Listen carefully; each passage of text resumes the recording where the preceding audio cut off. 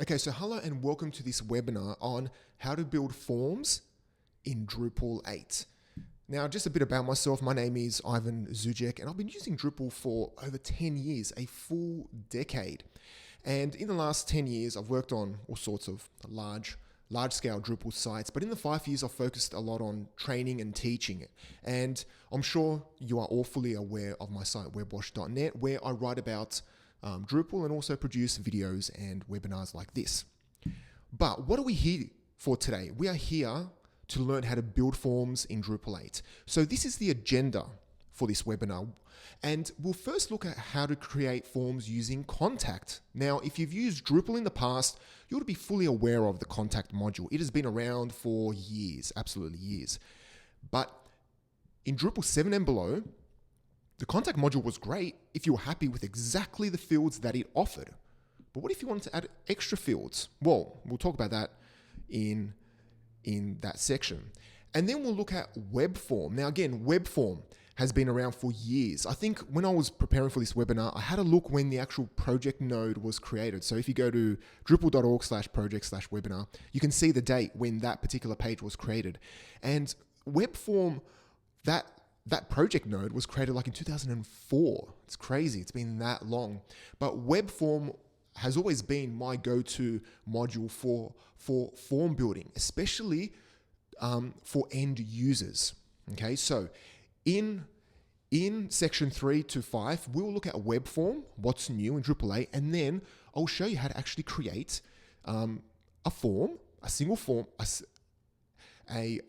simple type of form, but also a multi-page form, and then I'll show you how to integrate Webform with Google Sheets. So let's get right in. Okay, so first, Contact.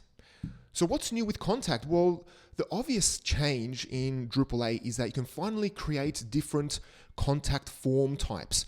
So think of it like this. The Contact module has been Drupalized. And so the same way that you can create different content types and then you can attach fields to them, as well as creating different vocabularies and attach fields to them, now you can create different contact form types. And that means you can attach custom fields to them, which is pretty good, especially if you want to create a basic form. But understand that the fields that you attach to a contact form are different to the fields on a web form. So web form has its own field system, whereas the fields that you attach to a contact form are the same fields that you can attach to content types, vocabularies, and so on and so forth. Okay? And another thing which I also want to mention is that out of the box, Contact module doesn't store the submission locally. It just fires off an email to a designated email address. If you're happy with that, then you can leave it at that. But sometimes you may want to store the submission in Drupal for whatever reason, because remember, emails get lost. So I would highly recommend that you use Contact Storage, and this is a contrib module.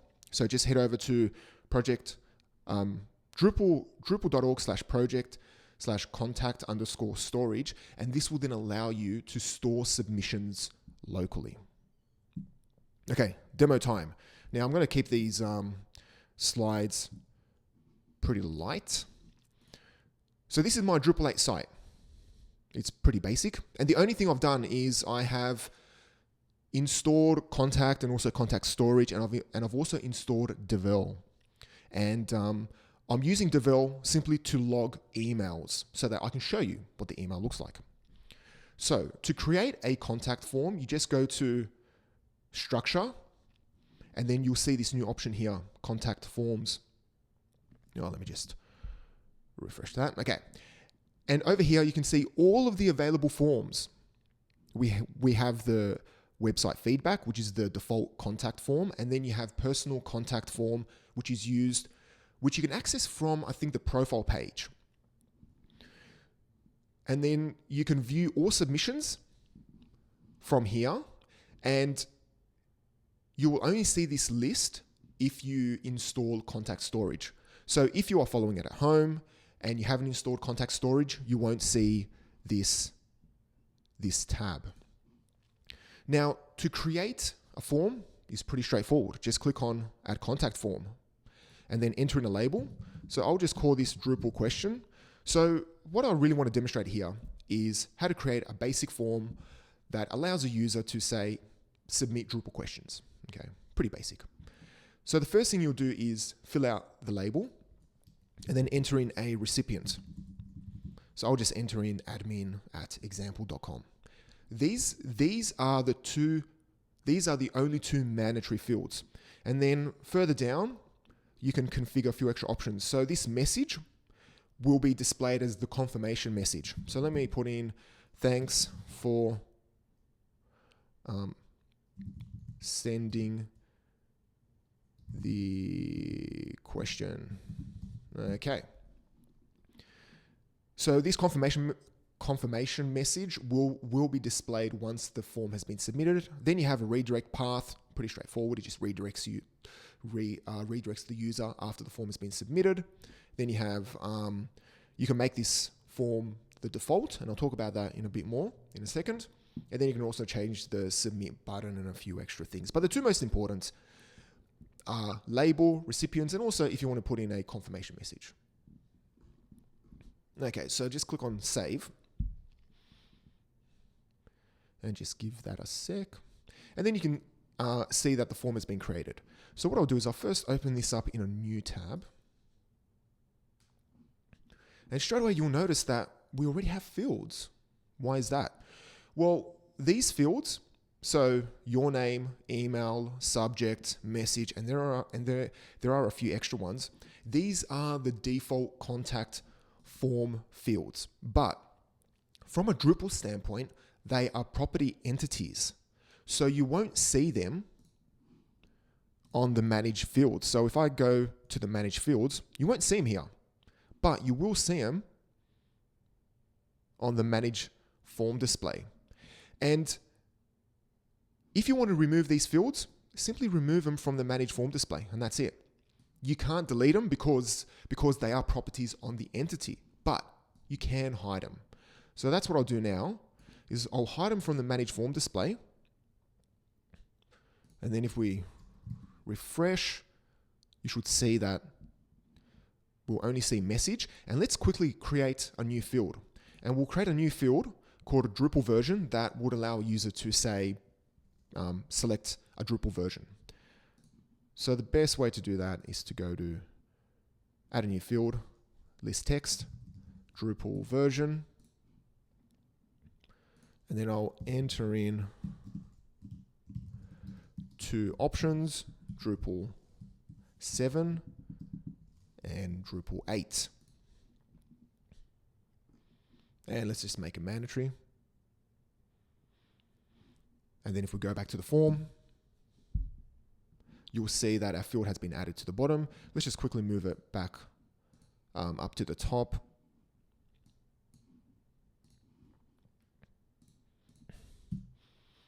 Okay, so now we have a basic form with two fields, a select box and message. And if we fill this out, how to install Drupal 7, it just displays this thank you note, this confirmation message, and it just redirects us to the home page because we haven't specified a redirect path. Now, if you want to see this submission, just go back to structure, then contact forms, and you can access the submissions in two ways. You can click on view messages, or you just click on list, but view messages just filters by the particular contact form, and you can see our submission here. And then if you click on view, you can see the details of the submission. And if let me just open up the files directory. So I am logging all emails. Let me just delete that because those are from a practice session. So if I open up this email, so Devel has captured the email and just logged it onto the file system. So this is what the email will look like from pretty much here down. All of this will be part of the email header. So this is what the email will be sent. Now, what if you want to modify what's displayed in this email as well as what's displayed here? Now, the easiest way to modify this is to change the manage display. So if you click on the down arrow, you'll see manage display. And you'll see all of our default fields here. So let's just quickly fix this up so that we can remove email. It's not necessary. Subject. Let's remove subject. And then click on save. And then if we go to contact forms and then view message and then view, you will only see the fields that we have selected. And of course, if we submit this again, well, let's just refresh. Our email will only have those two fields. So just remember, if you want to modify this, you will need to use the manage form display. So normally in Drupal, if you want to modify what a basic page looks like, you would modify the manage display. But in this case, because this is a form, remember this is an actual form, you would modify the manage form display. And the manage display only really gets used if you view the message or it gets added to the email, and that's it. So I'm just having a look at my notes here. What else? I think that's pretty much it for contact form. It's pretty basic. My recommendation is use it if you need to get something quick and easy set up in about 5 minutes. If you want to do any type of decent form building, just go straight to Webform, okay? And I'll show you why, because Webform is a lot more powerful than Contact, okay? So, excuse me. All right, let me go back to my slides. I only have 2 slides, I think, left. So, what is new with Webform? Well, the Drupal 8 version of Webform started off life as YAML form, which was a new form builder for Drupal 8, because back then when the maintainer possibly started using Drupal, Webform hadn't been upgraded to Drupal 8. So he probably went ahead and created his own module called YAML form. And then sometime in the last, I think, year or so, there was discussion to say, well, instead of having competing products, why don't we just move YAML into Webform and then make that the Drupal 8.5 version of Webform? Because remember, Webform has a lot of reported installs. The last time I checked, it has, I think, just under 500,000 installs. Active installs. And so you'll have a lot of these people on Drupal 7 needing to upgrade to Drupal 8. So it makes perfect sense. It makes perfect sense to move YAML form over to Webform and then have one awesome product. So that's pretty much the story of Webform, because I know with myself, when I was actually looking at form builders a year ago, possibly, a year and a bit ago, Webform, there wasn't anything available for Webform, and then all of a sudden there was a beta version of it. So it was good to see that they moved this across. Okay, demo time. I told you I'll keep these nice and short. Okay, let's now go to extend. So I've already gone ahead and downloaded Webform. So I'll search for Webform and then show you all the available modules. So the 2 most important are Webform, of course, and Webform UI. You do have a bunch of other modules, and if you want to play around with Webform, I would highly recommend that you install Webform examples, these templates, and also the Webform demo, because that'll really show you what Webform is capable of. But in our case, I'll just install these 2 modules and then just click on install. Now this will probably take a minute. It shouldn't take a minute. It's just that my computer's doing a lot with this webinar screen sharing, and it's trying to install Drupal modules. Okay.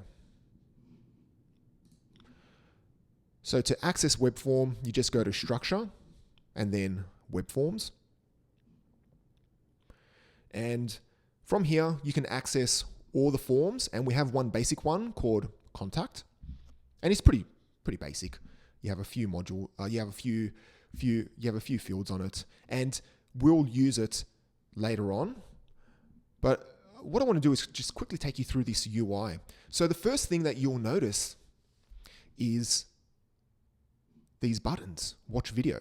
And one thing that I love about the maintainer of possibly YAML forms and also the maintainer of Webform is that they have added in these nice little videos that appear in a modal pop-up. And this is great because it is a way of onboarding users and teaching them how to use the module. And it is a perfect form of documentation because when you are stuck, you just click on the watch video and you can learn how to use the module. I think that was pretty good. And I would love it if more module maintainers did this. So hats off to whoever came up with this idea. So let's just close this off. So as I was mentioning, from this tab, you can view all the forms. You can view all submissions from here. Unfortunately, we don't have any submissions yet. Then from settings, you can control the settings, of course. Now, there's a lot of options here. So take a bit of time when you're setting this up to get accustomed to all the settings. I do think that sometimes a module can have a bit too much options. But anyway, that's just my opinion.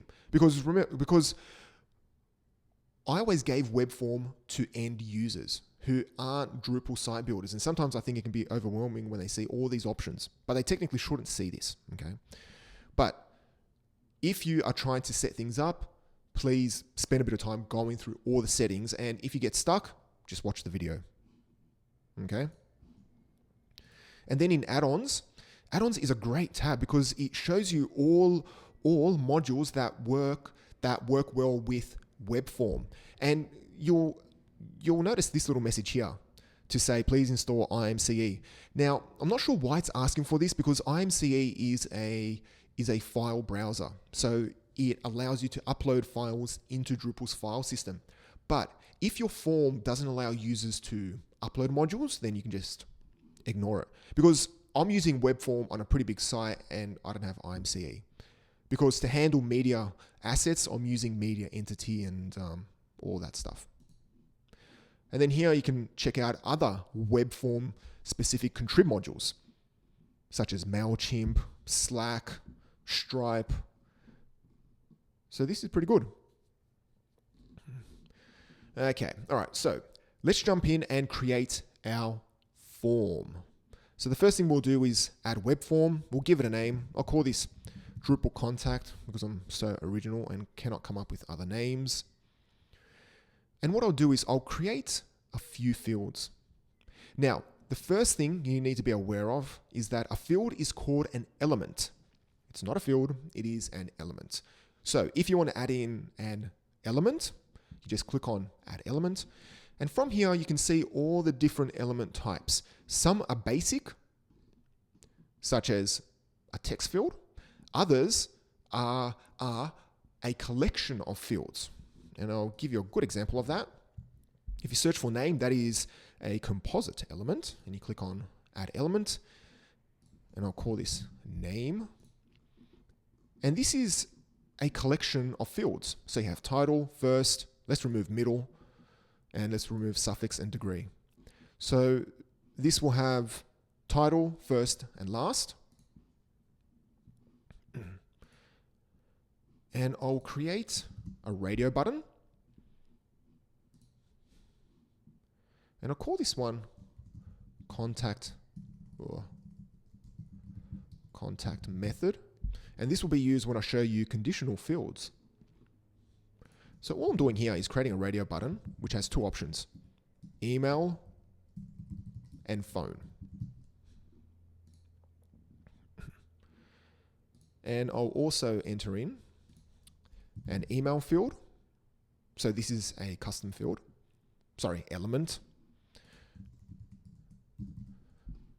And then I'll enter in a phone. And there's a telephone element. Okay.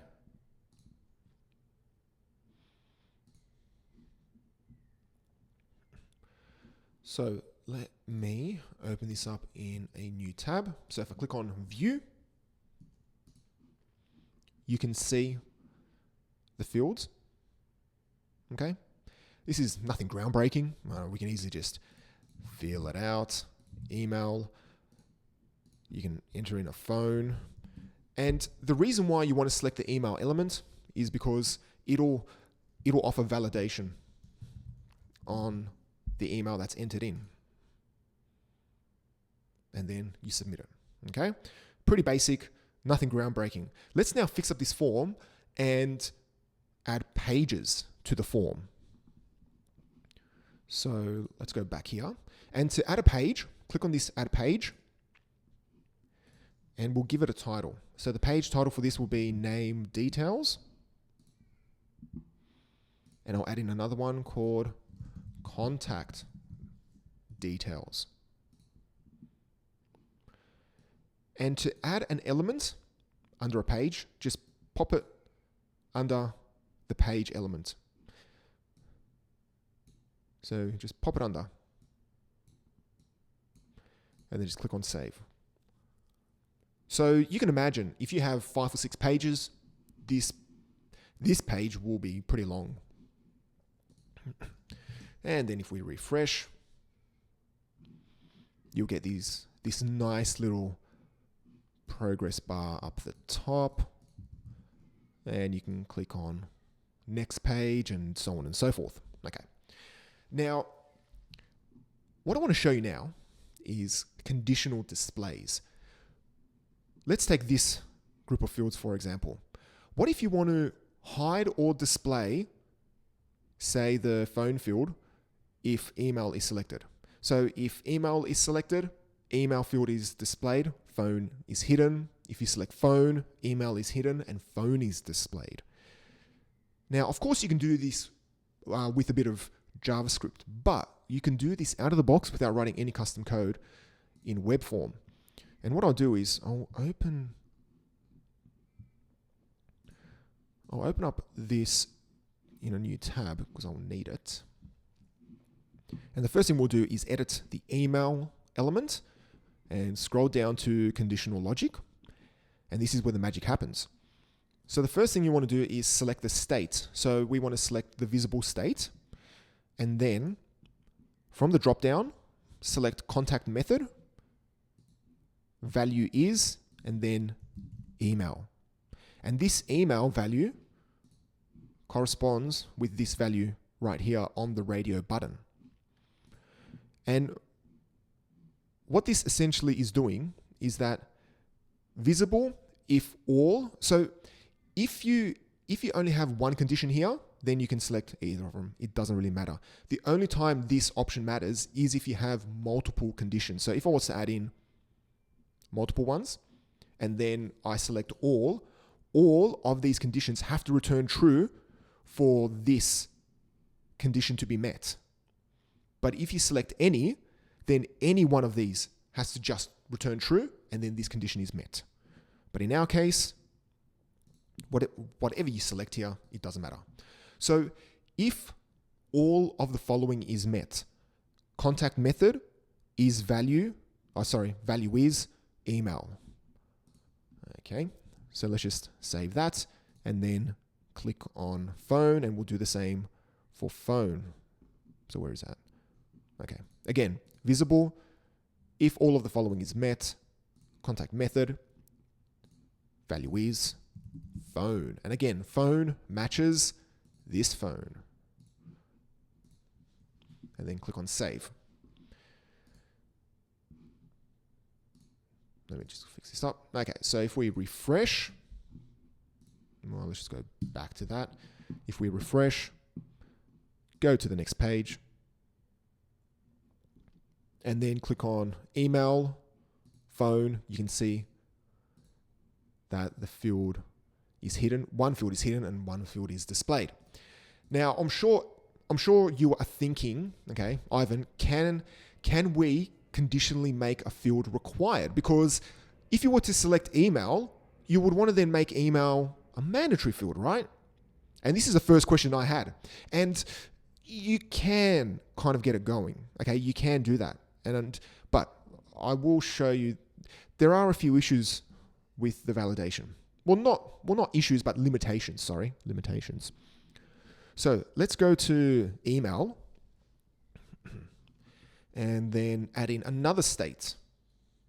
Now, this state system is a Drupal API. And if you want to learn more about it, just search for Drupal 8 state.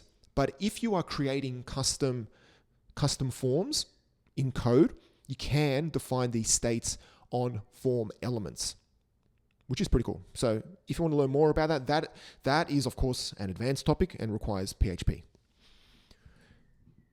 You'll see that you do have a few available states here.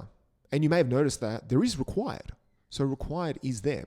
But all this really does is that it adds the asterisk and applies the required attribute, the HTML5 required attribute. But it doesn't validate on the server side. Okay? And that is important because users can easily get around the required field by simply inspecting the element and removing the required attribute. And I'll show you how to do that. So let's do the same here. Value is email.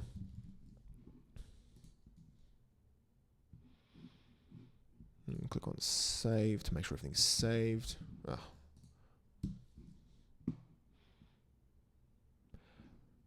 So if we go to the next page, you'll see that, yep, we have an asterisk. And if we click on submit, it says, please fill out this form. But this is all handled by the browser. And on certain browsers, you can turn off HTML validation. I know I often do it to actually test out validation, but you can also get around it by removing this required.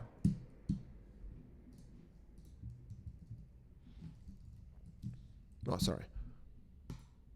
There you go. It's submitted. So just be aware of that. By adding in that required state, it only offers validation on the client side. It doesn't offer validation on the server side. So if you are creating an important form, you may want to think about you may want to rethink how you want to implement that. Unfortunately, the only way right now is to write custom code, which I don't like because it then couples your form with custom code. And that's always bad then in the future when a new developer starts or someone else starts and they start making changes, or a content editor just simply makes a change and removes the field and then it can break your form. So just be aware of that. Okay, let's just quickly go through these options before we move on. The first option is the source. So as I was saying in the intro, this Drupal 8 version of Webform used to be called YAML form. And the reason why it was called YAML form is that the form was defined in a YAML form, hence the name YAML form. So this makes it very easy to store the forms in configuration and then deploy it onto your production site. So you could, as a site builder, build the forms locally, push it into your repository, and then simply deploy it onto the site without having to manually recreate the form on the production site. And in Drupal 7, that's what I had to do a lot. And there were a few modules for Drupal 7 that allowed you to export forms out, but they were a bit clunky. But that's why you have this YAML source here, because all of the forms are are stored in a YAML format. And then you have settings.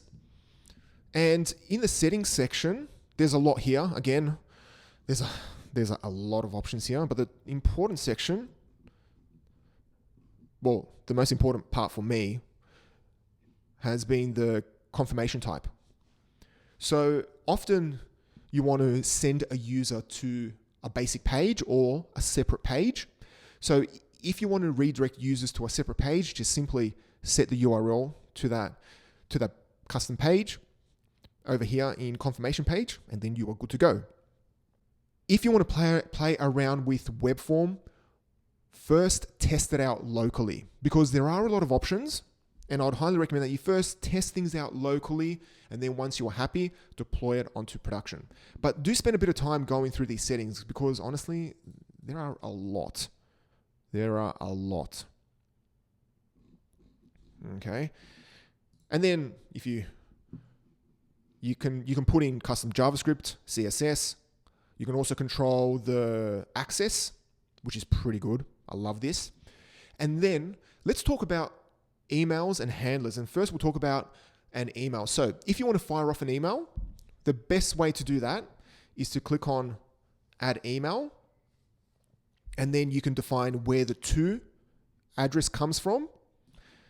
And then you can enter in your body of the email. You can even change the subject. You can even define, I think, custom templates, if I remember correctly.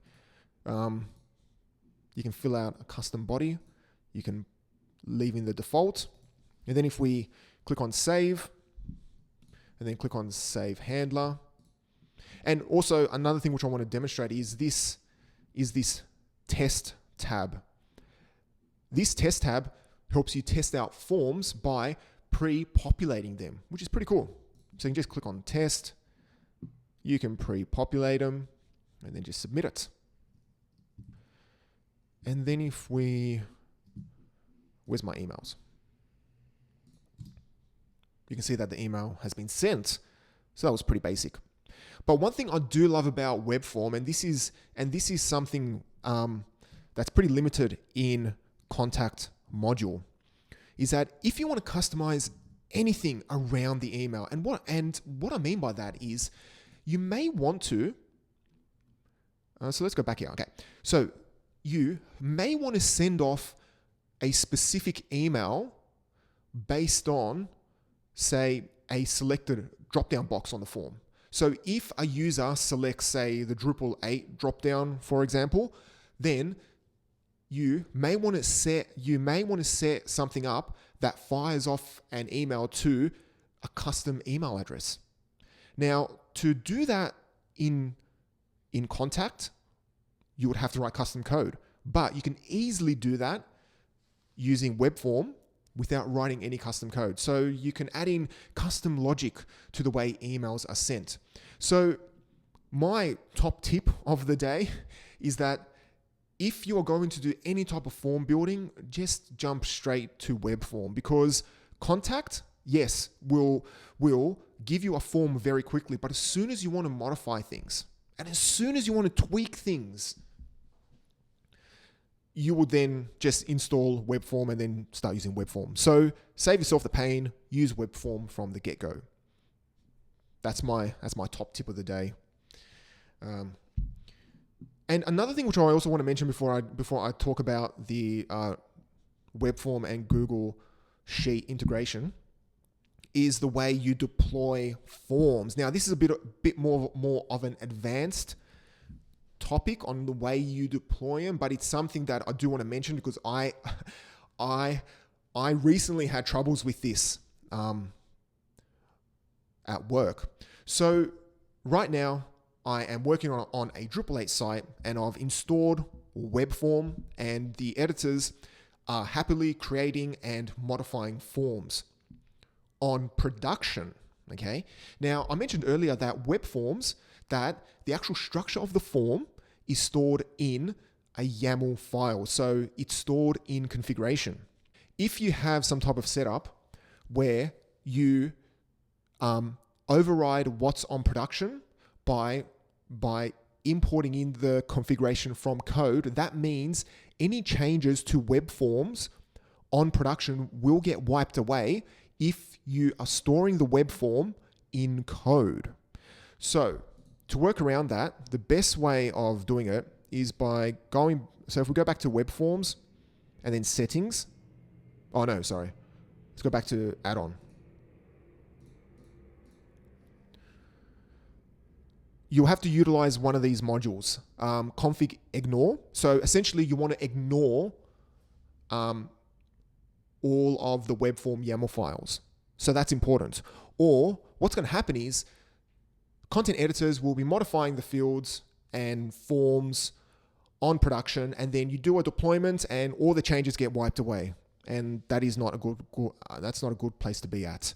And also it gets hard to kind of merge the changes downstream again. So I understand this is a bit of an advanced topic, but depending on how you deploy, you just may want to think how you want to utilize Webform if you want to allow users to modify it on production.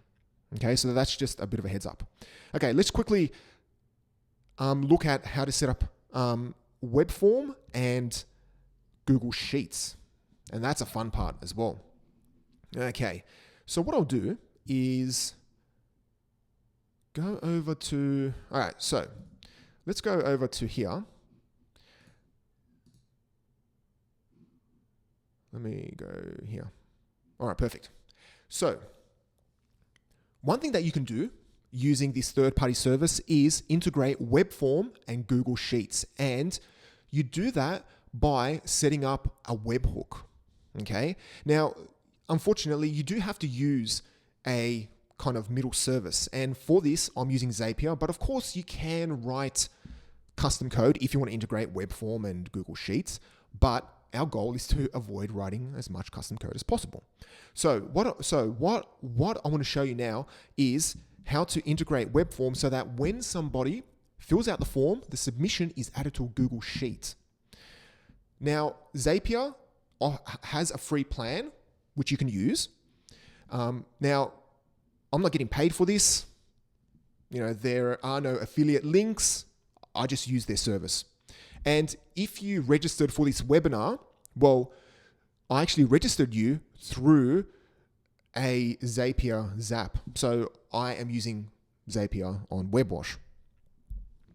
And you can see that there's all sorts of integration here. There's absolutely, there is a ton.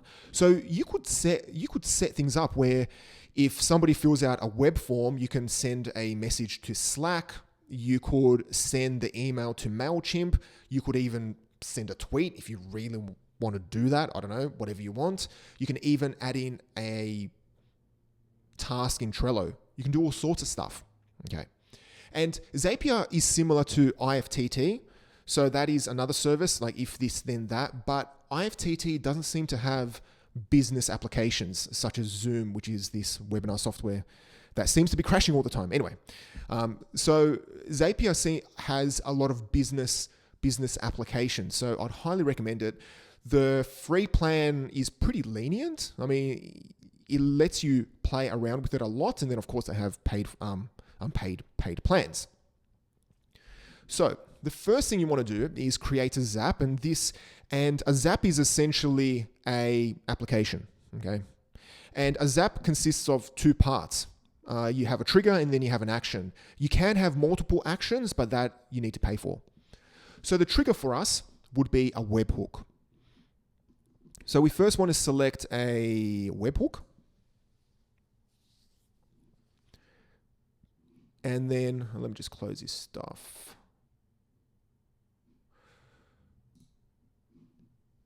Okay, so you first want to set up catch hook so that Zapier will catch the post that is sent from your Drupal site. And then click on save and then just click on continue. And what it'll give you is this URL, which then we need to add in to our web form. Now, luckily, your site doesn't have to be on the internet. Okay, your site doesn't have to be on the internet because this site is local. So if I go, or actually, let's do it on the contact form. So we go to emails/handlers, and this time we'll create a handler and just select remote post, and then just put in the insert URL, and then just click on save. So when this form gets submitted, Webform will post the payload of the submission to this endpoint. Let's just click on handlers, and then you tell it that it's been done. And now you have to send a test submission so that Zapier has a copy of it. So the best way to do that is to simply click on test and send it. So we're just going to send a message. And then if you give it a sec, it should say test successful. Great. So now it's got a copy of the payload.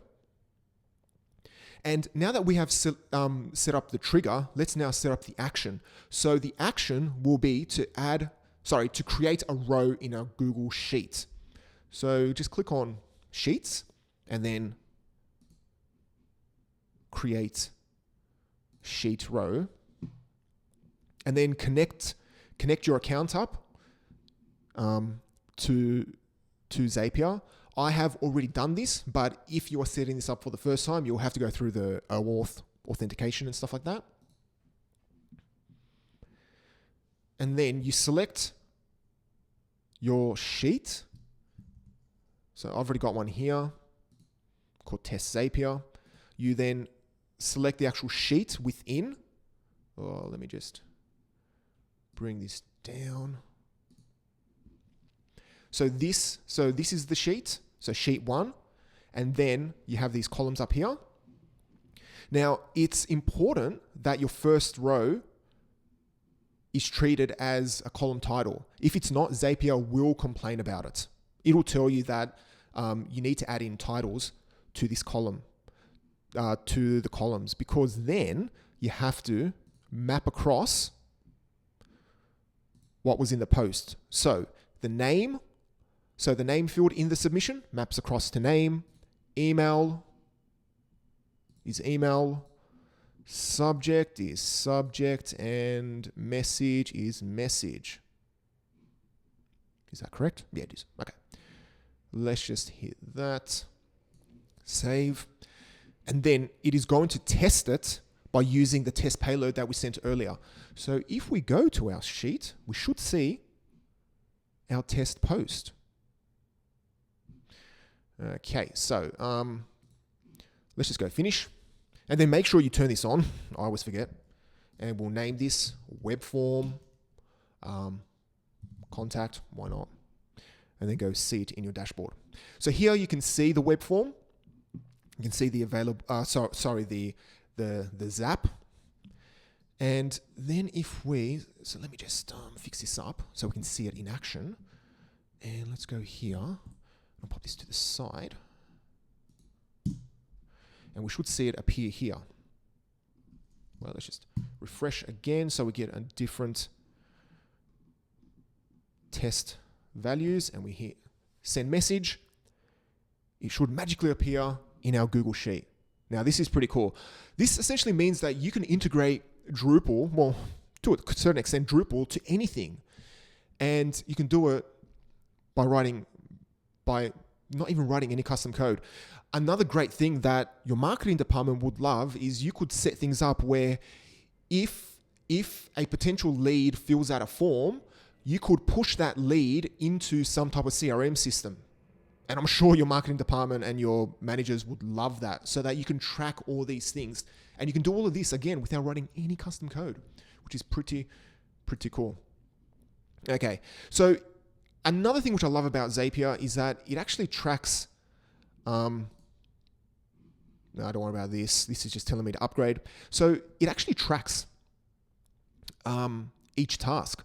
So if say Google Sheets goes down, but you have posted it into Zapier, you would get a little cross here, and then you could come in here and manually retry, so that you can't really lose data just in case something goes down.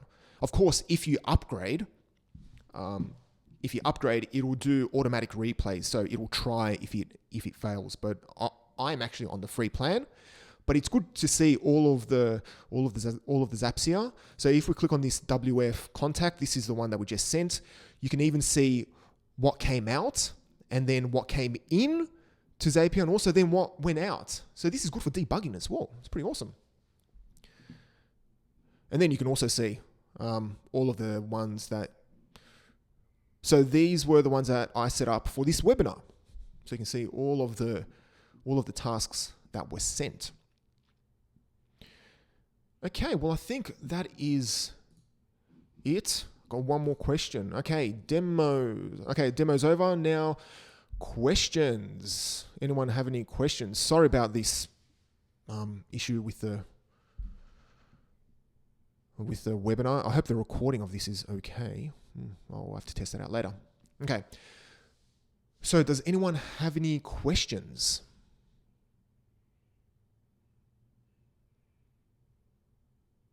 No, thank you. Thanks a lot. Okay, so to prevent spam, good question. Actually, that is a brilliant question. Okay, so you do have a few options. Let me share my screen. Ugh.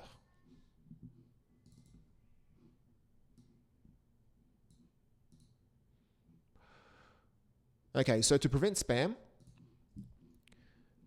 if we go to Webform, you can. So you have a few options. You can use. All right, it's telling me my connection is unstable.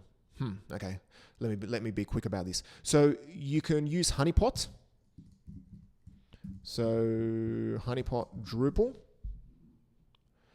So what I'd recommend is that, so you have Honeypot, which I'd highly recommend. Honeypot is a very basic solution. It doesn't do any type of machine learning or parsing of the submission data. All it does is that it puts in a hidden field, which then most bots will fill out. And if that hidden field has values in it, then it will simply reject it. But it's not a perfect solution by all means. It's not a perfect solution. So where is the chat here? So what I can do is just pop this into the chat. So you can look at Honeypot. Another one is, you do have Capture as well. Drupal capture options. Okay, so Webform. Okay, yeah. So I thought it did, and I was looking at that before everything crashed. But yeah, Webform does have that option. You even have capture as well. The only issue with using, say, capture or yes, recapture. That's it. Recapture is the other one. Is that it doesn't play well with reverse proxies, because sometimes, I don't know if this is an issue with Drupal 8, but I know in Drupal 7, when you put recapture on forms, the caching would automatically be disabled because Drupal couldn't cache things. So then you would have performance issues, potential performance issues. I don't know if that's been fixed in Drupal 8, but chances are, if you're using some type of reverse proxy such as Varnish or CloudFront to speed up your Drupal site, you may have issues if you use recapture or stuff like that. Unfortunately, Mollum, which used to be an Acquia product, is discontinued. So that actually did text parsing and stuff like that. It actually processed the submission data to see if it was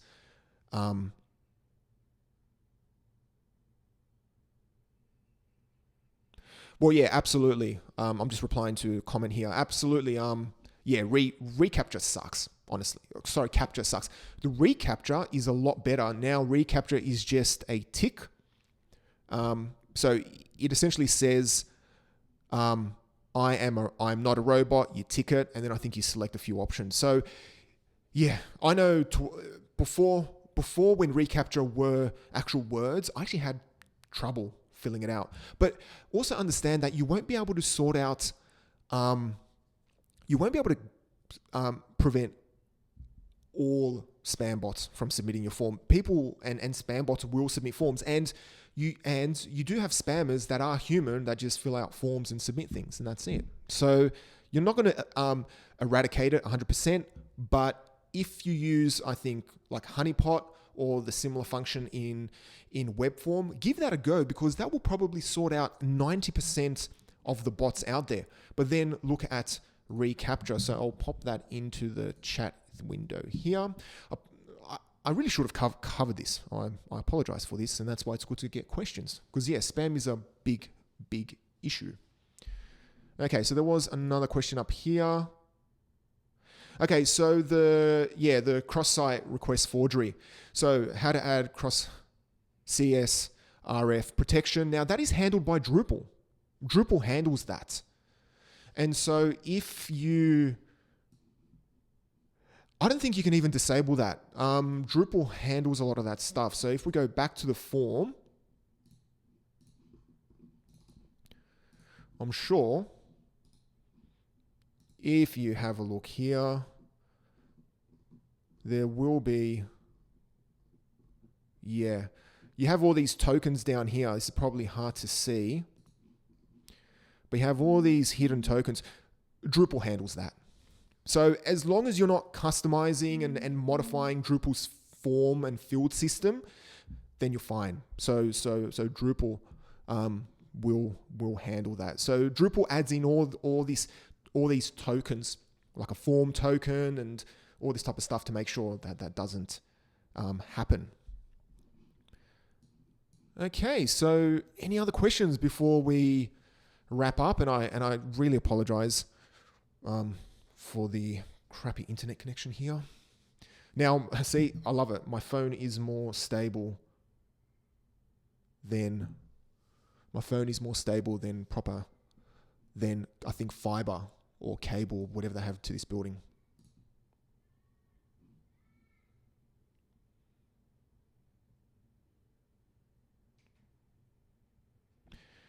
Okay, so are you referring to, so I'm just answering this, is it important to have the same request URI where data posted for, are you referring to just this form, this URL here? Because it doesn't change if you go between pages. The page stays the same. And this was an issue in the Drupal 7 project I did, where they wanted to track each individual page in Google Analytics. So the way I did that was by just programmatically passing I think page parameter in JavaScript to Google Analytics. So yeah, sorry about this question. I don't quite understand it.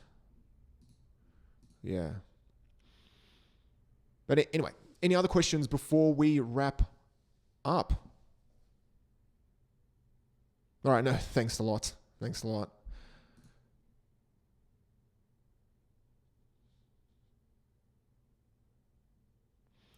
Oh, okay. So if I was posting data from AB to CD, different using web services, is it possible to add in cross-site? Well, okay. That's a whole other thing. Okay. No. So the cross-site request forgery, that's really to do with forms. If you are using web services, what you need to do is look at using cores. So Drupal cores. It is, I think, here. No, that is a terrible example. Okay. Oh man, where is it? Actually, let me bring it up in here. It is in here somewhere. Here we go. So this is more of an API thing. It doesn't really have anything to do with forms. But if you want to handle requests between different sites, and this also matters if you are using some type of JavaScript front-end framework, such as React, Angular, if you try and grab an endpoint in Drupal, which is on a different URL, the browser will stop you. And that is because you need to configure this clause. So by default, Drupal will disable it. So you need to enable it here. But you also need to configure the allowed origins as well. So then you would say, okay, site A, B, or C, D can access the site through services. Okay, are the web form fields available in views? You know what, Phil, that is a good question. That is a brilliant question. I don't know. I doubt it. That's my 2 cents. That's my expert opinion, well, from using Drupal. But let's have a quick look.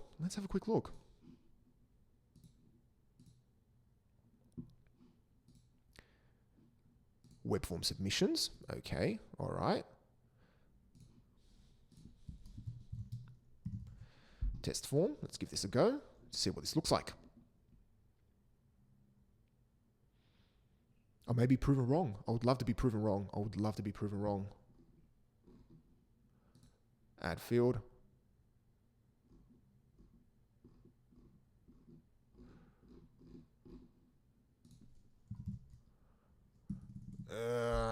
You know what?